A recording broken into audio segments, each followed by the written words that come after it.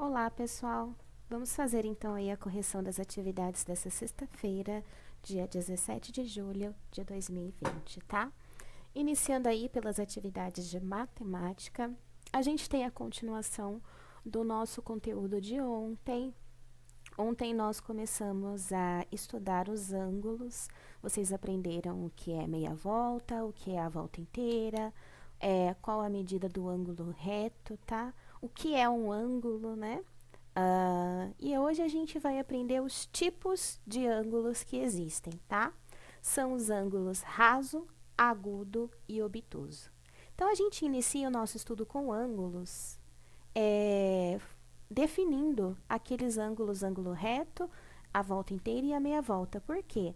A partir deles, a gente identifica o tipo de ângulo que é. Então, eu preciso saber o que é a meia volta, o que é o ângulo reto, para eu entender o que são os ângulos raso, agudo e obtuso.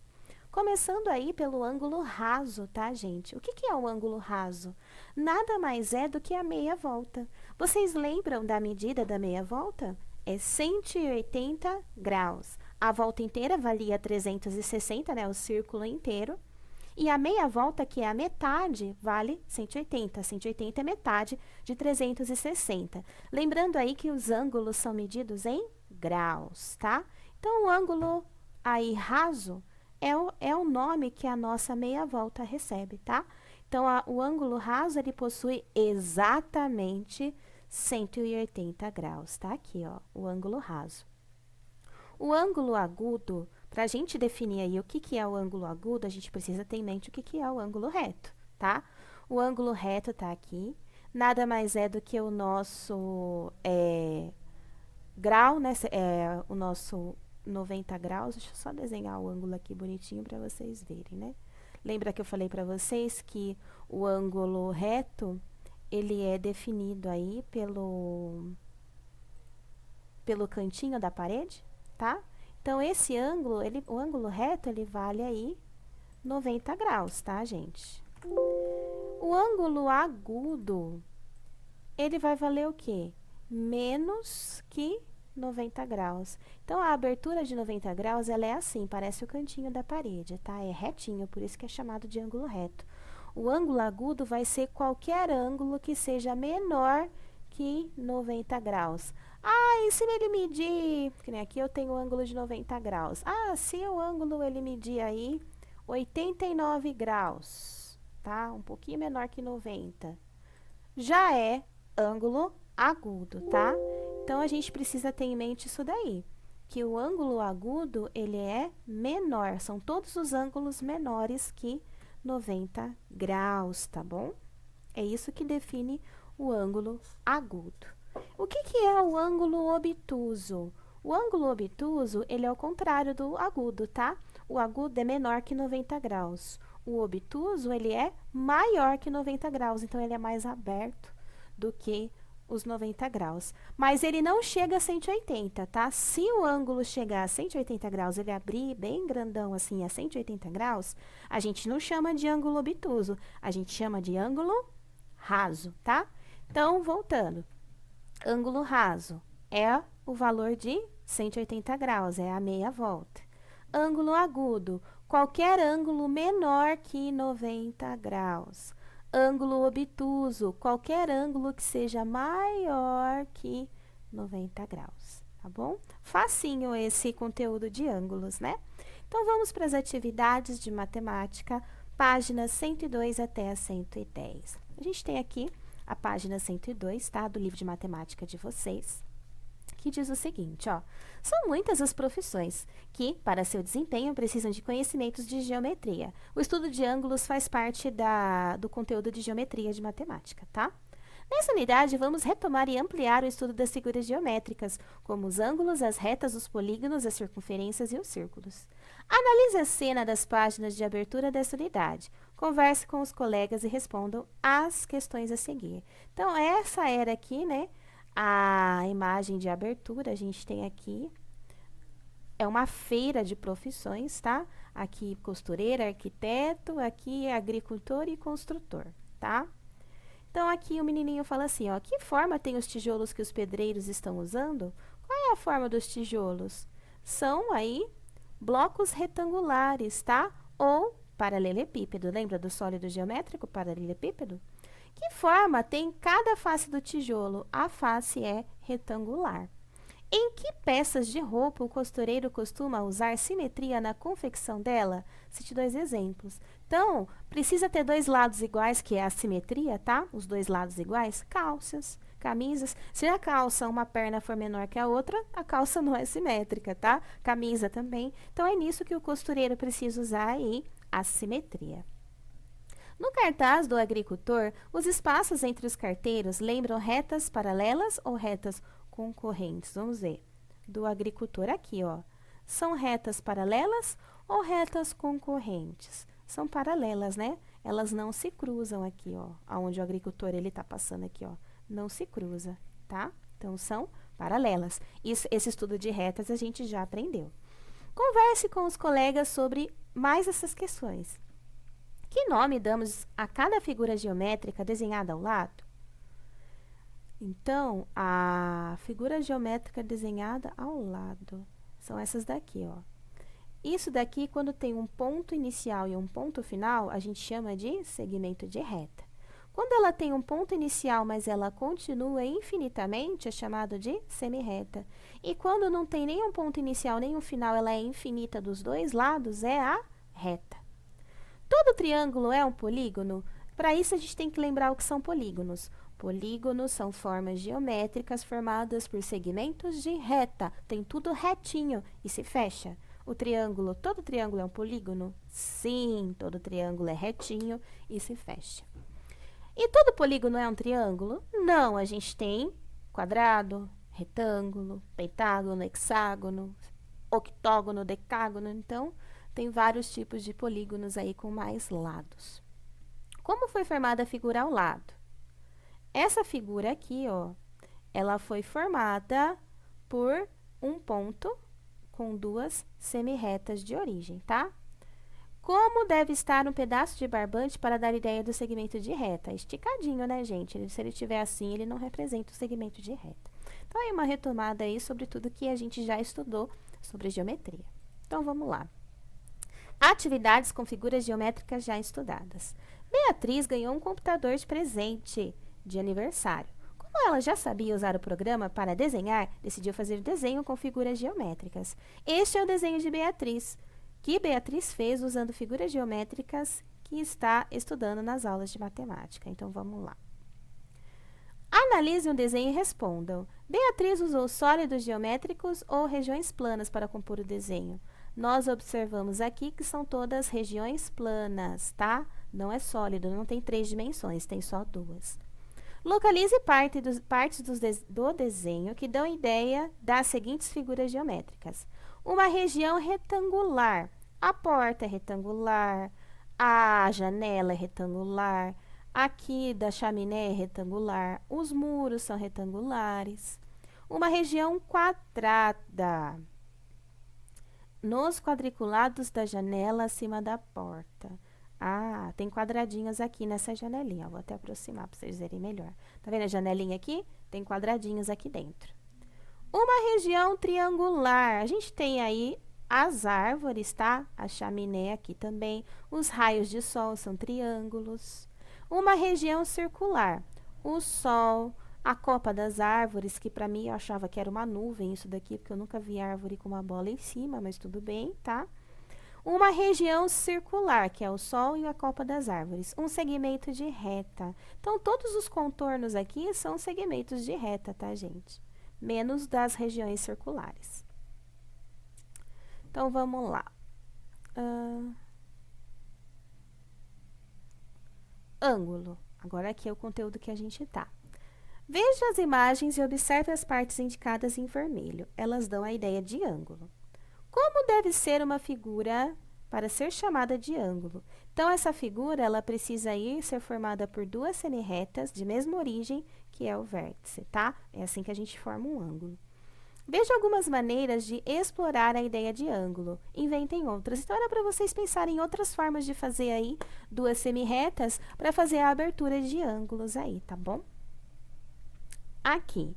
Recorte as hastes da página 237 do meu bloquinho. Então, vocês vão recortar essas hastes aqui, lá no anexo na página 237. Pode recortar que o livro é de vocês, tá?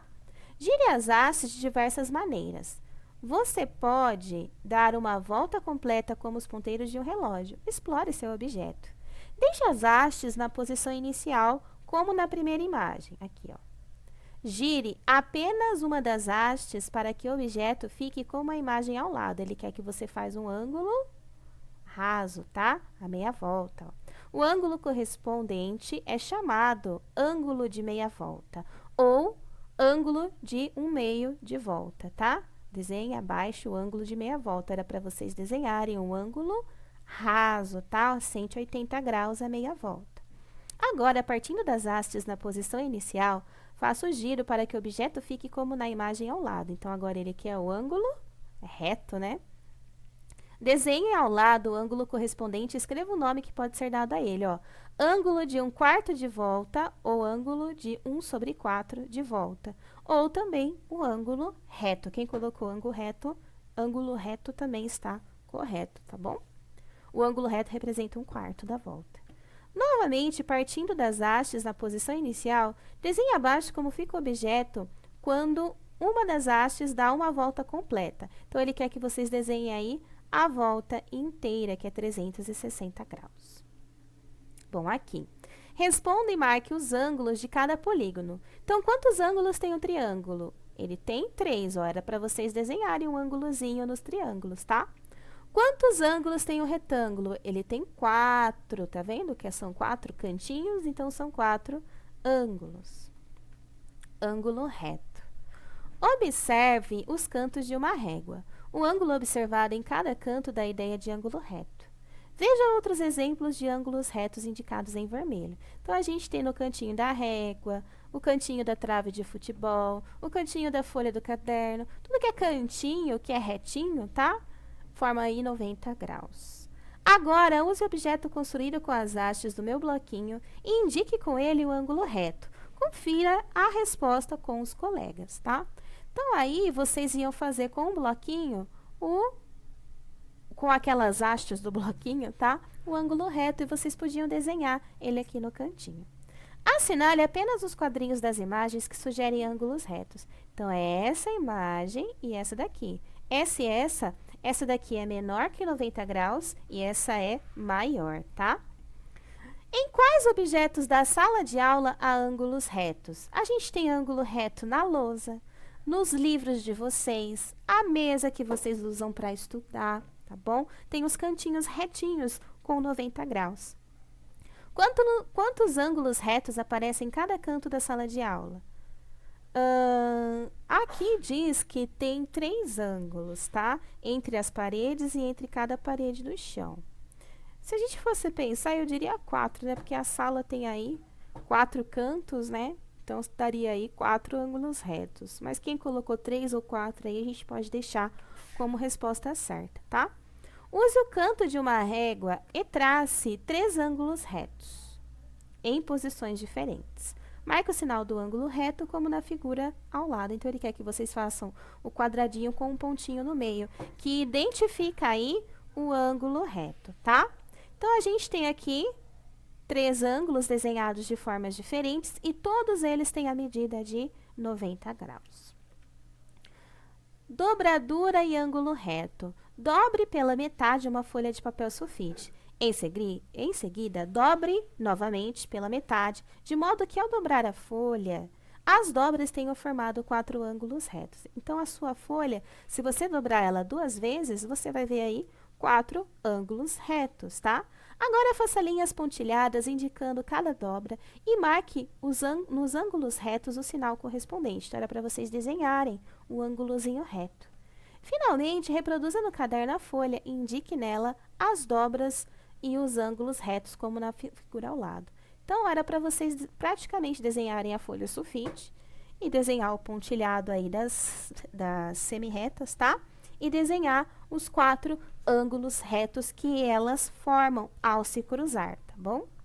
5. Marque nos ângulos retos de cada polígono o sinal correspondente. Depois escreva quantos ângulos retos há em cada um deles. Então, a gente tem aqui os polígonos, tá? Esse triângulo não possui nenhum ângulo reto, então você vai pôr 0. O triângulo retângulo, que é o nome que esse triângulo recebe quando ele tem um ângulo reto, tá? Ele tem um só. O trapézio aqui, tá? O nome dessa figura é trapézio, ela possui aí 2 ângulos retos. E o retângulo tem 4 ângulos retos. Observe a letra desenhada ao lado e marque nos ângulos retos o sinal correspondente. Então, era para vocês fazerem um quadradinho com o pontinho no meio. Depois, escreva quantos ângulos retos há nela. Então, vamos contar. 1, 2, 3, 4, 5, 6. Dá 6 ângulos retos. Faça o que se pede. Escreva as horas exatas em que os ponteiros do relógio formam um ângulo reto. Então, as horas são aqui, ó. Quando o ponteiro pequeno está sobre o 3 e o grandão sobre o 12. Então, 3 horas. Ou 15 horas, tá? Porque se for de madrugada, é 3 horas da madrugada. Se for à tarde, é 15 horas ou 3 horas da tarde.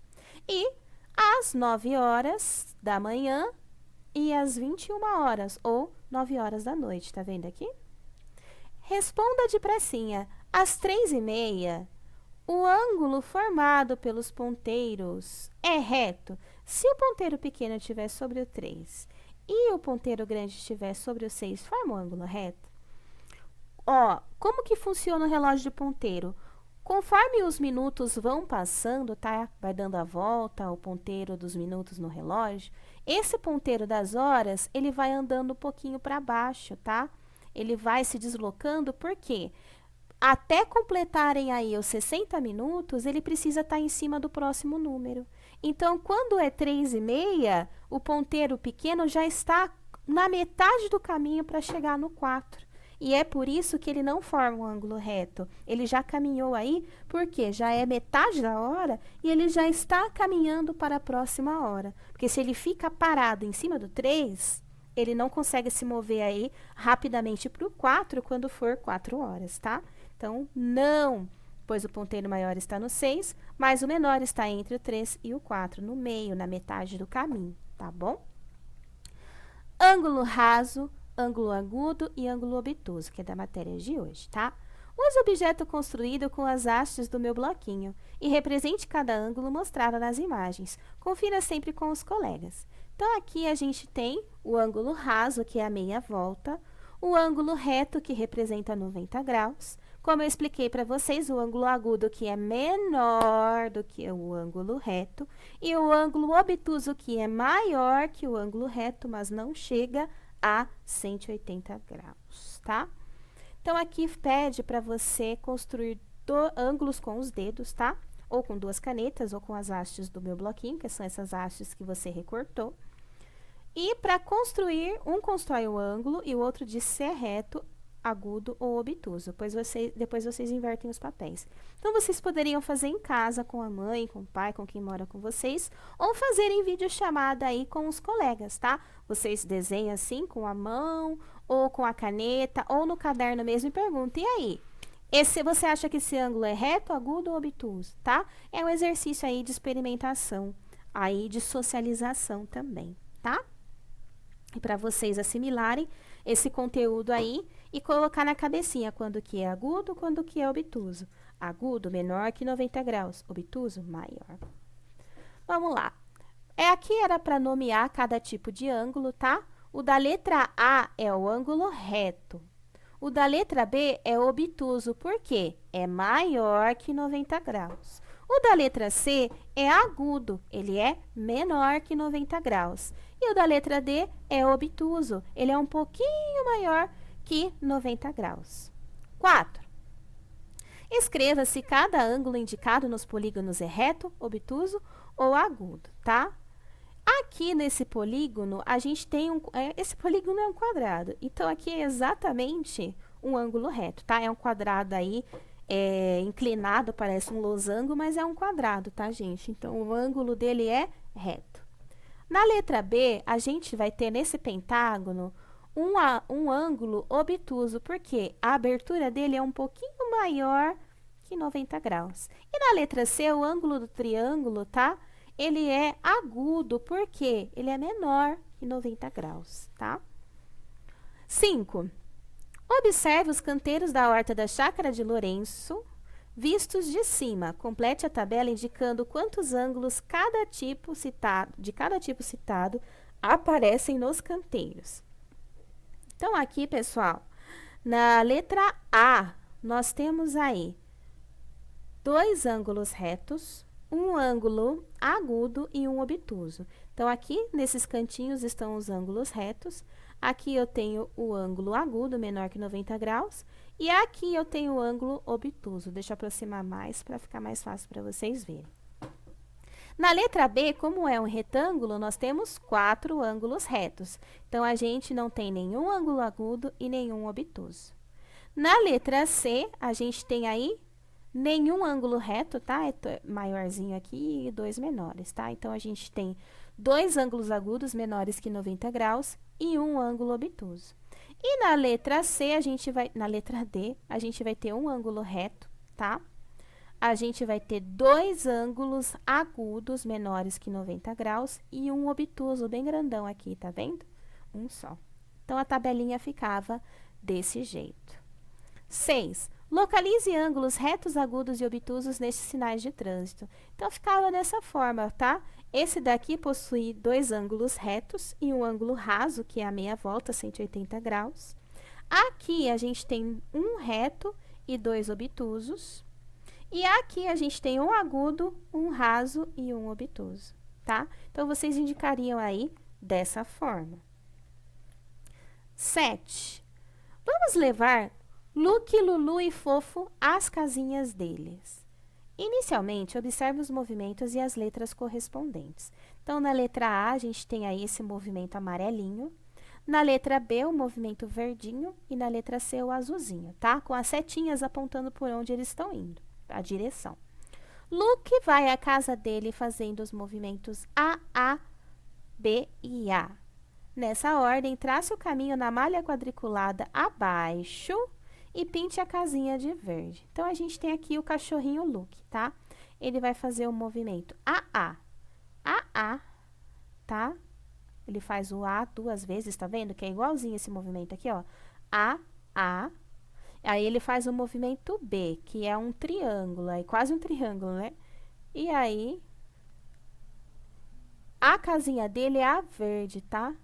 Aí, ele faz o A de novo, então, essa é a casinha do Luke, ó. A verdinha. O Fofo, ele vai fazer o caminho.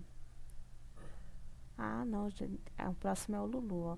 O caminho de Lulu já está traçado. Indique os movimentos que ele fez.